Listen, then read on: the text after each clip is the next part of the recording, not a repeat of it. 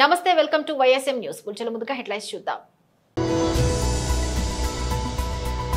వైజాగ్ జిల్లా అధ్యక్షుడు మరియు మాజీ మంత్రి Shri Gudivada Amarnath press meet.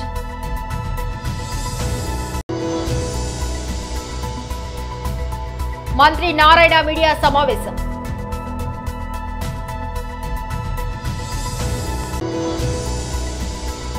Doctor Nageswara Reddy సన్మాన కార్యక్రమంలో ముఖ్యమంత్రి రేవంత్ రెడ్డి.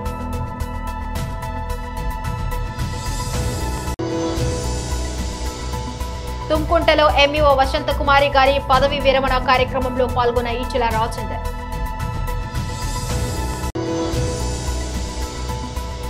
అందుకే జనరేటర్లో పంచదార పోస మంచు విష్ణు.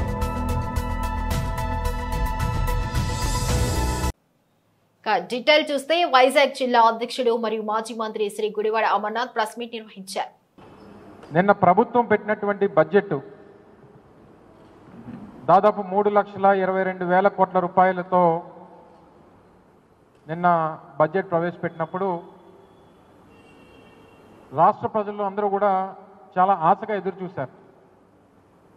సహజంగా ఒక ప్రభుత్వం బడ్జెట్ ప్రవేశపెట్టేటువంటి సమయంలో రాష్ట్రంలో ఉన్నటువంటి పేదవారు ప్రభుత్వం మీద ఆధారపడినటువంటి కుటుంబాలు ఆ బడ్జెట్లో పొందుపరిచేటువంటి కేటాయింపుల్లో ఆ కేటాయింపుల ద్వారా మన జీవితాలు మారుతాయి, మన జీవన విధానం మారుతుంది, మన ప్రాంతాలు అభివృద్ధి చెందుతాయి, మన భవిష్యత్తు బాగుంటుంది అని చెప్పి రాష్ట్రంలో ముఖ్యంగా పేదవారు ఎదురు చూస్తారు. వీటన్నిటికన్నా మించి బడ్జెట్ పెట్టేటువంటి ప్రభుత్వం ఆ ఎన్నికల్లో ఇచ్చినటువంటి హామీలు ఏ రకంగా నిలబెట్టుకుంటున్నారు, ఇచ్చినటువంటి హామీలు నిలబెట్టుకున్నటువంటి క్రమంలో మన భవిష్యత్తు బాగుంటుంది అని చెప్పి ఎదురు చూసినటువంటి రాష్ట్ర ప్రజలకి పూర్తిగా నిరాశ ఎదురైంది అనేటువంటి విషయంలో ఏ రకమైనటువంటి సందేహం లేదు. ఆద్యాంతం బడ్జెట్ ప్రసంగంలో మాట్లాడినటువంటి అన్ని అంశాలని మనం ఒకసారి పరిశీలిస్తే అధికారంలోకి వచ్చినటువంటి 9 మాసాలు పూర్తయిపోయి దగ్గర సంవత్సరం పూర్తవుతున్నటువంటి సందర్భంలో ఇప్పటికీ కూడా బడ్జెట్ ప్రసంగం ఆద్యాంతం కూడా జగన్మోహన్ రెడ్డి గారిని విమర్శించడానికి, గత ప్రభుత్వాన్ని తప్పుపట్టడానికి, ఇప్పుడు అధికారంలో ఉన్నటువంటి చంద్రబాబు నాయుడు గారిని వారి కొడుకుని పొగడ్డానికి బడ్జెట్ ప్రసంగం అంతా కూడా కనబడింది తప్ప ఈ రాష్ట్రంలో ఉన్నటువంటి పేదవాడి తాలూకా జీవన విధానాన్ని మార్చడానికి ఎక్కడ కూడా ఆ ఉద్దేశంతో ప్రభుత్వం ఎక్కడ కూడా బడ్జెట్ని పొందుపరచలేదనేటువంటిది ఈరోజు వైఎస్ఆర్ కాంగ్రెస్ పార్టీ కానీ రాష్ట్రంలో పేదవాడు కానీ భావిస్తూ ఉన్నాడనేటువంటి విషయాన్ని సందర్భంగా తెలియజేస్తా ఉన్నాం. నిత్యం జగన్నామ స్మరణం. మీరు అధికారంలోకి వచ్చారు, సంవత్సరం పూర్తయిపోతూ ఉంది, ఇప్పటికే ఒక బడ్జెట్ని ప్రవేశపెట్టారు, రెండోసారి పూర్తి స్థాయి బడ్జెట్ని ప్రవేశపెట్టారు. మా అయితే ఇంకో 3 సార్లు మీరు ఈ ప్రభుత్వంలో మీరు మరో 3 సార్లు బడ్జెట్ ప్రవేశపెట్టగలరు. మంత్రి నారాయణ మీడియా సమావేశం నిర్వహించారు. గత ప్రభుత్వం ఫైనాన్షియల్ డిసిప్లిన్ లేక అసలు ఆర్థిక వ్యవస్థను ఎలా ఒక రాష్ట్రాన్ని నడపాలనే ఆలోచన కానీ ఒక ప్లాన్ కానీ ఏమీ లేకుండా ఆర్థిక వ్యవస్థ మొత్తం అతలాకుతలం చేసింది. ఆఖరాకి సెంట్రల్ గవర్నమెంట్ ఇచ్చే 15th ఫైనాన్స్ డబ్బులు కూడా ఈరోజు డైవర్ట్ చేయటం.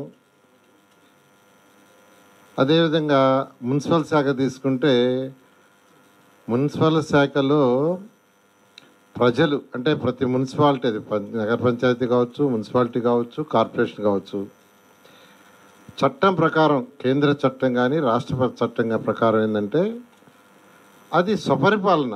అంటే వాళ్ళ ఏరియా డెవలప్ చేసుకోవడానికి వాటర్ కావచ్చు, లేదా శానిటేషన్ కావచ్చు, లేదా డ్రైన్స్ కావచ్చు, లైట్స్ కావచ్చు, అవన్నీ చేసుకోవటానికి వాళ్ళు అక్కడ ట్యాక్సులు కలెక్ట్ చేసుకొని కౌన్సిల్లో పెట్టుకొని కౌన్సిల్లో ఏం అవసరమో దాని ప్రకారం నిర్ణయించే అధికారం వాళ్ళకుంది. వాళ్ళ కలెక్షన్స్ వాళ్ళే ఉపయోగించాలి. కానీ గత ప్రభుత్వం ఆ కలెక్షన్స్ మొత్తం సిఎఫ్ఎంఎస్లో పెట్టడం, దాన్ని మొత్తం డైవర్ట్ చేసేసింది.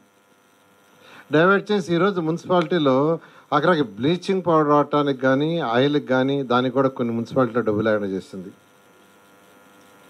అలా ఆర్థిక వ్యవస్థ అన్ని డిపార్ట్మెంట్లు సర్వనాశనమే.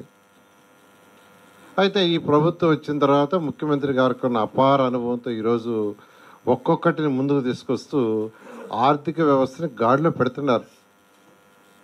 ఇప్పుడు నా శాఖ తీసుకుంటే మున్సిపల్ శాఖకి ఏప్రిల్ 1 నుంచి రాబోయే ఏప్రిల్ 1 నుంచి ఏ మున్సిపాలిటీకి వచ్చే కలెక్షన్స్ ఆ మున్సిపాలిటీలో వాళ్ళే ఖర్చు పెట్టుకునేటట్టుగా ఈరోజు క్లారిటీగా బడ్జెట్లో కూడా చెప్పడం జరిగింది. ముఖ్యమంత్రి గారికి ప్రత్యేకంగా ఈ విషయాన్ని నేను ధన్యవాదాలు తెలియజేస్తున్నాను. ఈరోజు బడ్జెట్ తీసుకుంటే 3,22,359 కోట్లతో బడ్జెట్ పెట్టారు. దీంట్లో అన్నిటికంటే ఇంపార్టెంట్ ఏంటంటే అందరికీ తెలిసిందే, నా శాఖకు సంబంధించి 13,862 కోట్లు మున్సిపల్ శాఖ కేటాయించారు. అందులో 6,000 కోట్లు యాక్చువల్గా సిఆర్డీకి అలాట్ చేయడం జరిగింది. అన్నిటికంటే ఇంపార్టెంట్, ఎలక్షన్స్కి ముందు ఏదైతే ప్రజలకి ప్రామిస్ చేశామో వాటిల్లో రెండింటిని నెరవేర్చడం జరిగింది. ఎన్టీఆర్ భరోసా పెన్షన్స్ 4,000 చేయటం, దానికి 27,518 కోట్లు ఈరోజు బడ్జెట్లో అలాట్ చేశారు. 27,518 అంటే చిన్న అమౌంట్ కాదు, చాలా పెద్ద అమౌంట్. డాక్టర్ నాగేశ్వర్ రెడ్డి సన్మాన కార్యక్రమంలో ముఖ్యమంత్రి రేవంత్ రెడ్డి పాల్గొన్నారు. డాక్టర్ విష్ణు గారు ఒక ఆత్మీయ సమ్మేళనం ఏర్పాటు చేసి మన తెలుగు జాతి గౌరవాన్ని నిలబెట్టిన నాగేశ్వర్ రెడ్డి గారిని సన్మానించడం అనేది ఒక మంచి సాంప్రదాయం. ఈ కార్యక్రమంలో నాతో పాటు Telangana medical and health minister Damodar Rajanarasimha గారు, సహచార మంత్రివర్గ సభ్యులు ఉత్తమ్ కుమార్ రెడ్డి గారు, తుద్దిల్ల శ్రీధర్ బాబు గారు, డాక్టర్ వివేక్ గారు, షబీర్ అలీ గారు, మిగతా మిత్రులు, నాగేశ్వర్ రెడ్డి గారి ఆత్మీయ బంధువులందరూ కూడా ఈ కార్యక్రమంలో పాల్గొని ఈ కార్యక్రమాన్ని నిండుదనం తీసుకొచ్చినందు అందరినీ మనస్ఫూర్తిగా అభినందిస్తున్నా. ఇంతకుముందు మాట్లాడిన పెద్దలందరూ ఏకగ్రీవంగా ఒక అంశాన్ని ప్రస్తావించడం జరిగింది. పద్మశ్రీ, పద్మభూషణ్, పద్మవిభూషణ్. తెలుగు జాతి నుంచి ఒక డాక్టర్గా అరుదైన అవకాశం నాగేశ్వర్ రెడ్డి గారికి వచ్చిందని, వారికి భారతరత్న ఇవ్వాలని ఉత్తమ్ కుమార్ రెడ్డి గారు అన్నారు. తప్పకుండా ఉత్తమన్న, మన ప్రభుత్వంలో మీరే బాధ్యత తీసుకొని వారికి భారతరత్న ఇప్పించే బాధ్యత మన ప్రభుత్వంలో మీరే తీసుకున్నారు. అదేవిధంగా తెలంగాణ రాష్ట్ర ప్రభుత్వం దామోదర్ రాజనరసింహ గారు మెడికల్ అండ్ హెల్త్ మినిస్టర్గా, by education is an engineer, by nature is an A social doctor. సమాజంలో ఉన్న రుగ్మతలు, సమాజంలో పేదలకు వైద్యం ఎంత అవసరమో గుర్తించిన వ్యక్తి ఈరోజు మెడికల్ అండ్ హెల్త్ మినిస్టర్గా తెలంగాణ రాష్ట్రంలో ఉన్నారు. తెలంగాణ రాష్ట్ర ప్రభుత్వము ఒక పాలసీ తీసుకురావాలనుకుంటుంది, హెల్త్ టూరిజం పాలసీ. హెల్త్ అనేది మన రాష్ట్రంలో ఉన్న వాళ్లకు వైద్యాన్ని అందించడమే కాదు, ప్రపంచంలోనే ఉన్న వాళ్లకు తెలంగాణ రాష్ట్రం నుంచి, ముఖ్యంగా హైదరాబాద్ నగరం నుంచి అన్ని రకాల వైద్య సహకారం అందించడానికి అవసరమైన పాలసీని తీసుకురావాలని తెలంగాణ రాష్ట్ర ప్రభుత్వం భావిస్తుంది. We're working on it. అదేవిధంగా pharma, we're legends in pharma. నాకు తెలిసి 1/3 of the vaccines, 35% of the bulk drugs produced Telangana state. దేశంలోనే ప్రపంచంలోనే బల్క్ డ్రగ్స్ విషయంలో, వ్యాక్సిన్ విషయంలో తెలంగాణ రాష్ట్రానికి ఉన్న ప్రత్యేకత అందరికీ తెలుసు. కోవిడ్ సందర్భంగా కూడా మనమే అత్యధికంగా ఇక్కడ నుంచి వ్యాక్సిన్ సరఫరా చేయడం జరిగింది. కోవిడ్ సందర్భంగా డాక్టర్ నాగేశ్వర రెడ్డి గారు వైద్యాన్ని అందించడమే కాకుండా అవేర్నెస్ ప్రోగ్రాం కూడా వారు చేయడము, ఏ విధంగా జాగ్రత్తలు పాటించాలి, కోవిడ్ వచ్చిందంటే పానిక్ బటన్ నొక్కాల్సిన అవసరం లేదు, తీసుకోవాల్సిన జాగ్రత్తలు తీసుకుంటే ఎలాంటి ప్రమాదం లేదు అని అవగాహన కల్పించడంలో కూడా. తుంకుంటలో ఎంఈఓ వసంతకుమారి గారి పదవి విరమణ కార్యక్రమంలో ఈటెల రాజేందర్ పాల్గొన్నారు. టీచర్గా మాత్రమే ఇంత బలగం ఉంటుంది, కాకి బలగం లెక్క ఉంటుంది. కాబట్టి 36 సంవత్సరాల మీ సర్వీస్కి ఇగో ఇది నిదర్శనం అమ్మ. జీవితంలో మిగిలేది గిదే మనిషికి అవసరమైన తప్ప ఈ ఆస్తులు, ఈ అంతస్తులు, ఈ కథ. చాలామంది రిటైర్ అయితే సంతోషపడతారు, మంచి మాగపోతాడని చెప్పి, కానీ మీరు పోతే బాధపడతారు. నేను ఒక చిన్న ఎగ్జాంపుల్ చెప్తా. వేణివెంక మండలంలో దేశాయపల్లి అనే ఒక ఊరుండే. ఆ హెడ్ మాస్టర్ రిటైర్ అవుతున్నాడు. ఇది 15 సంవత్సరాల క్రితం జరిగిన చరిత్ర. అయితే నేను ఏ టీచర్ రిటైర్ అయినా పోతుండే, ఎందుకంటే ఇంతకుముందు చెప్పిన కాబట్టి మా టీచర్లకు కనీసం ఇప్పుడన్నా ఇంత సన్మానం జరగాలి, జీవితంలో తృప్తి ఉంటుంది, నా రిటైర్మెంట్కు మా ఎమ్మెల్యే గారు వచ్చిందని చెప్పి ఫోటో అలా పెట్టుకుంటానని చెప్పి పోతే అలా ఊర్లో చాలామంది ఏడుస్తారు. స్కూళ్ళు ఆ పక్క పంట ఊళ్ళోనేమో వాళ్ళ ఊరు. అయితే ఆయన పేరు రాజిరెడ్డో లక్ష్మణరెడ్డో పేరు కూడా గుర్తులేదు. ఏడుస్తాను. ఎందుకు ఏడుస్తున్నావు అని చెప్పి అడిగిన నేను. అంటే సార్ మా స్కూల్లో అటెండర్ లేడు, మా హెడ్ మాస్టరే అందరికంటే ముందొచ్చి ఈ తలుపు తీసినోడు, తాళం తీసినోడు, చివరికి ఎవరైనా పిలిచి గంట కొట్టించినోడు ఇవాళ ఆ గొప్ప మనిషి మా స్కూల్ నుంచి రిటైర్మెంట్ అవుతున్నప్పుడే ఏడుస్తున్నాం సార్ అని చెప్పి ఏడ్చాం. అంటే ఇలా మా గవర్నమెంట్ స్కూళ్ళల్లో ఒకనాడు ఎంత గొప్ప కళకళలు ఆడినాయో ఇవాళ ఆ కళ కనుమరుగైపోయింది. నన్ను ఫస్ట్ రిసీవ్ చేసుకోండి ఒక పీటీ మాస్టర్, ఎవరు ఇప్పుడే రిసీవ్ చేసుకోండి. ఎక్కడ పీటీ మాస్టర్లు లేరు, డ్రాయింగ్ మాస్టర్లు లేరు, అన్ని రకాల సబ్జెక్టులు. అప్పుడు ఇప్పుడంటేనేమో 150 మంది స్టూడెంట్స్ ఉన్నారు, 150 మందికి 3 టీచర్లు ఉండాలి, 4 టీచర్లు లెక్కెత్తాను. కానీ ఆనాడు నాన్ డీటెయిల్ టీచర్ వేరే ఉంటుండే, సోషల్ మాస్టర్ వేరే ఉంటుండే, సైన్స్ మాస్టర్ వేరే ఉంటుండే, సైన్స్లో బయాలజికల్ సైన్స్ వేరే ఉంటుండే, ఫిజికల్ సైన్స్ వేరే ఉంటుండే. గిన్ని రకాల టీచర్లతో కలకల్లండిన స్కూలు ఇవాళ వెలవెలపోతున్నది. ఎవరో కారణం కాదు. ఇవాళ వీళ్ళు ఏదైతే మాట్లాడుతున్నారో స్కూళ్ళు ఉండాలి, గవర్నమెంట్ స్కూల్ ఉండాలి అని అయితే మాట్లాడుతున్నారో సక్సెస్ఫుల్గా ఇవన్నీ నిబంధనలు పెట్టి పొమ్మళ్ళక పొగబెట్టి బొండిగా పిసికిందంతా కూడా ప్రభుత్వాలే తప్ప ఎవరు కాదు. నా వ్యక్తిగతమైన అభిప్రాయం అది. మీరు ఒప్పుకుంటారో లేదో నాకు తెలియదు. మారిన పరిస్థితులకు అనుగుణంగా మనం కూడా మార్చుకొని అన్ని రకాల సౌలతులు కనుక చేసి ఉంటే ఇవాళ ఈ స్కూళ్ళకు ఈ దుస్థితి పట్టేది కాదు. నాకు తెలిసి ఇవ్వాలంటేనేమో పెద్దల స్కూలు లేని. సినీ నటుడు మంచు విష్ణు తన డ్రీమ్ ప్రాజెక్ట్ కన్నప్పను భారీ బడ్జెట్ తో తెరకెక్కిస్తున్న సంగతి తెలిసిందే. ఈ సినిమాలో ప్రభాస్, అక్షయ్ కుమార్ తదితర భారీ తారాగమన నటిస్తుండటంతో ఈ చిత్రంపై భారీ అంచనాలు నెలకొన్నాయి. తాజాగా సోషల్ మీడియాలో తన అభిమానులతో ముచ్చటిస్తూ విష్ణు ఆసక్తికర విషయాలను వెల్లడించారు. ఓ అభిమాని మంచు కుటుంబంలో నెలకొన్న వివాదంపై ప్రశ్నించాడు. మాకు కూడా సమాధానం చెప్పేంత మంచి మనస్సునిది, అలాంటిది ఆ రోజు జనరేటర్లో షుగర్ ఎందుకు పోసావన్నా అని ప్రశ్నించగా, ఇంధనంలో పంచదార కలిపితే మైలేజ్ పెరుగుతుందని వాట్సాప్ లో చదివానని విష్ణు సరదాగా సమాధానమిచ్చారు. విద్యానిధికి మహబూబ్ నగర్ జిల్లా పోలీసులు బాసటగా నిలిచారు. శుక్రవారం జిల్లా ఎస్పీ శ్రీమతి జి జానకి సీనియర్ పోలీస్ అధికారులతో కలిసి మహబూబ్ నగర్ ఎమ్మెల్యే ఎన్ఎం శ్రీనివాసరెడ్డి సమక్షంలో జిల్లా కలెక్టర్ విజయేంద్ర బోయ్కి 3 లక్షల రూపాయల చెక్కును అందజేశారు. ఈ సందర్భంగా ఎమ్మెల్యే మాట్లాడుతూ సంకల్పం మంచిదైతే ఒక చిన్న ఆలోచన కూడా మంచి ఫలితాన్నిస్తుందన్నారు. ఈ సంవత్సరం జనవరిలో మహబూబ్ నగర్ విద్యానిధి ఏర్పాటు చేసుకోవడం జరిగిందని, మంచి ప్రయత్నం చేస్తున్నారని, తెలంగాణ రాష్ట్ర వ్యాప్తంగా ఇప్పుడు ప్రశంసలు వస్తున్నాయన్నారు. అంతేకాదు ప్రజలు, ఉద్యోగాలు, ఉపాధ్యాయులు, వ్యాపారవేత్తలు తమ వంతుగా విద్యానిధికి అండగా నిలుస్తూ విరాళాలు అందజేస్తున్నారని, వారందరికీ ధన్యవాదాలు తెలియజేస్తున్నారని చెప్పారు.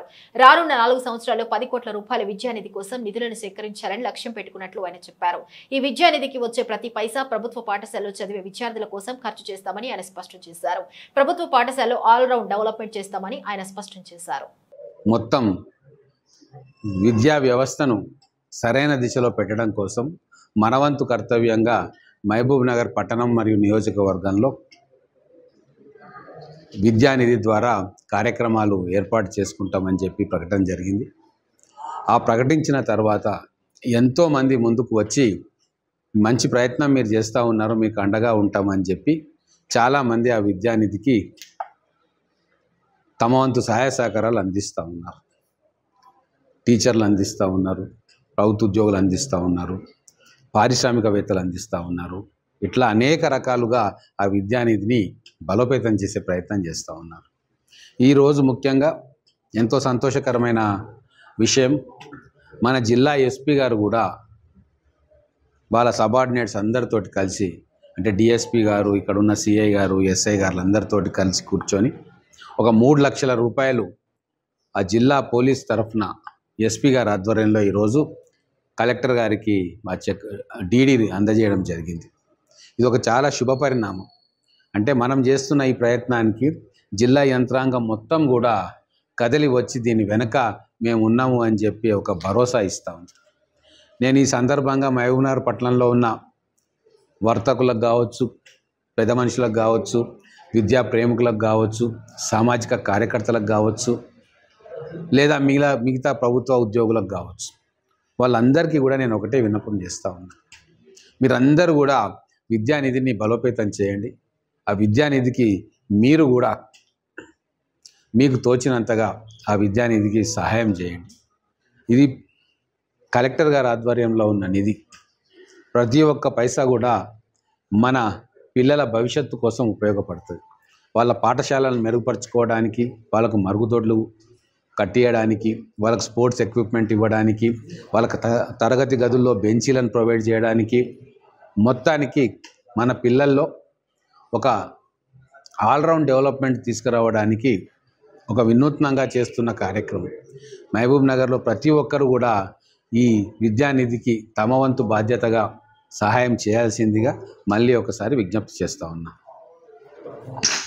సిద్దిపేట జిల్లా హుస్నాబాద్ జ్యోతిరావు పూలే గురుకుల పాఠశాలలో విద్యార్థుల సైన్స్ ఫెయిర్ కార్యక్రమంలో జిల్లా అడిషనల్ కలెక్టర్ గరిమా అగర్వాల్ పాల్గొన్నారు. విద్యార్థుల ప్రదర్శనలు ఆసక్తిగా పరిశీలించి వారిని అభినందించారు. విద్యార్థుల వసతి గృహాన్ని సందర్శించి మెనూ ప్రకారం భోజనం అందిస్తున్నారో లేదో ఆరా తీశారు. వంటగదిని సందర్శించి వంట సామాగ్రి, భోజనాల నాణ్యతను పరిశీలించారు. విద్యార్థుల విశ్రాంతి గదిని పరిశీలించి అధికారులకు తగు సూచనలు చేశారు. అనంతరం హుస్నాబాద్ ఎల్లమ్మ చెరువు సుందరీకరణ పనులను పరిశీలించారు.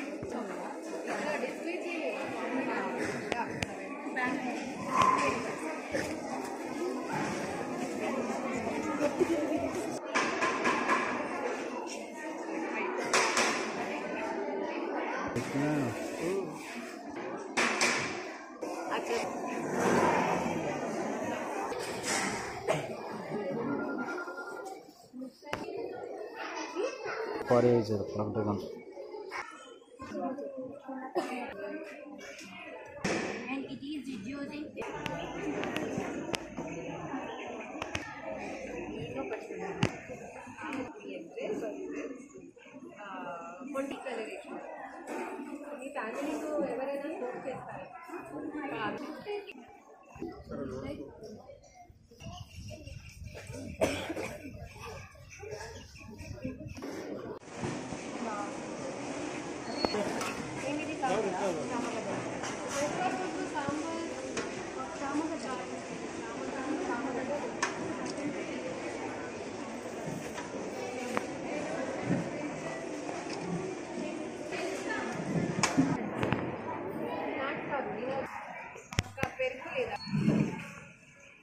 రైస్ క్వాలిటీ బాగుందా? టీచర్స్ ఎంతమంది ఉన్నారు కదా, మీరు చాలా మంది కర్రీలు తీసుకోవట్లేదు, ఓన్లీ పప్పు అన్నం మాత్రమే తింటున్నారు. పప్పు కూడా తినండి.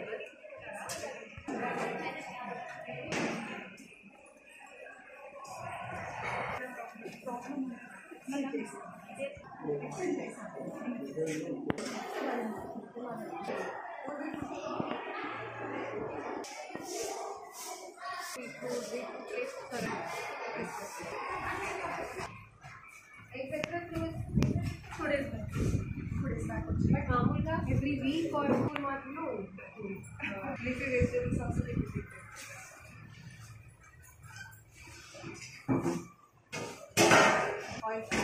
ఆయిల్ ప్యాకెట్స్ అక్కడ ఇక్కడ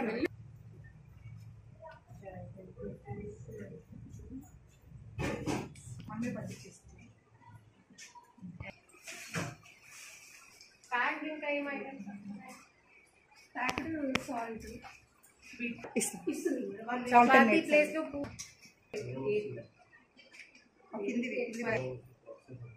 ఇది లాస్ట్ మంత్ వచ్చింది అవి ఇవ్వలేదు ఇవే ఆశీర్వాదం ఓకే వాయిస్ ఎక్కువ కదా మన ఇంట్లో మనం ఎట్లా గ్రీన్ గ్రీన్ గ్రీన్ అనేసి అది బాగుంది చిన్నగా ఉందని చెప్పిన మ్యాట్రిక్స్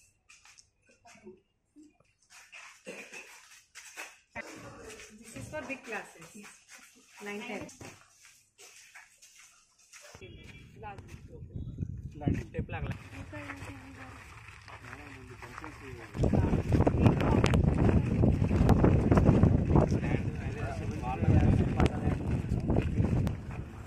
అంతర్జాతీయ మహిళా దినోత్సవం విజయవంతం చేయాలి గోడ పత్రిక ఆవిష్కరణ మహబూబాద్ జిల్లా గంగారం మండల కేంద్రంలో ఆదివాసీ హక్కుల పోరాట సమితి తుడుంతెంపు అత్యవసర సమావేశం ఏర్పాటు చేయడం జరిగింది.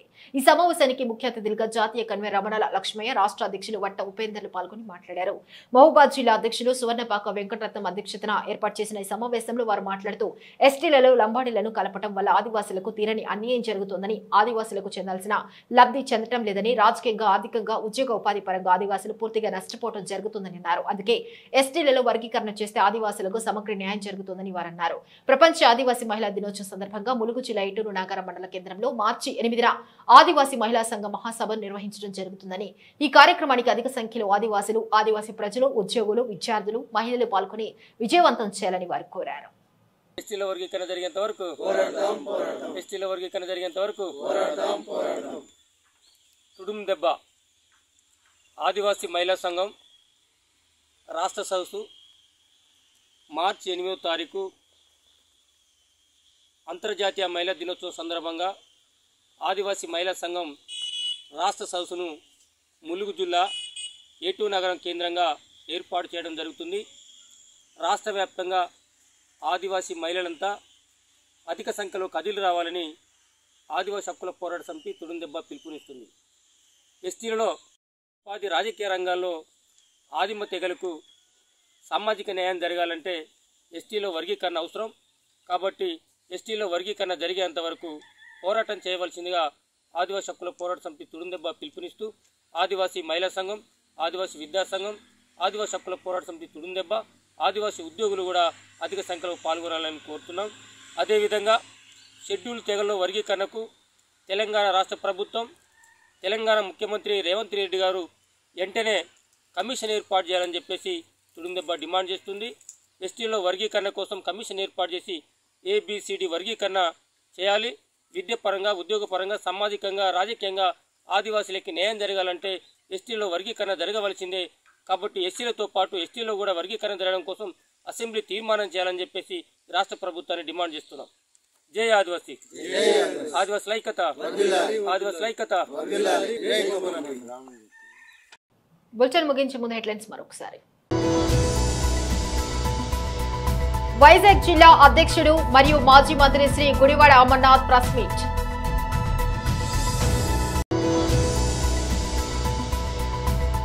మంత్రి నారాయణ మీడియా సమావేశం.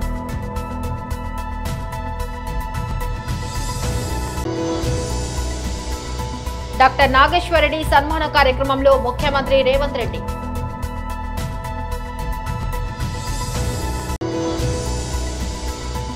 తుంకుంటలో ఎంఈఓ వసంత కుమారి గారి పదవి విరమణ కార్యక్రమంలో పాల్గొన్న ఈచెల రాజేందర్.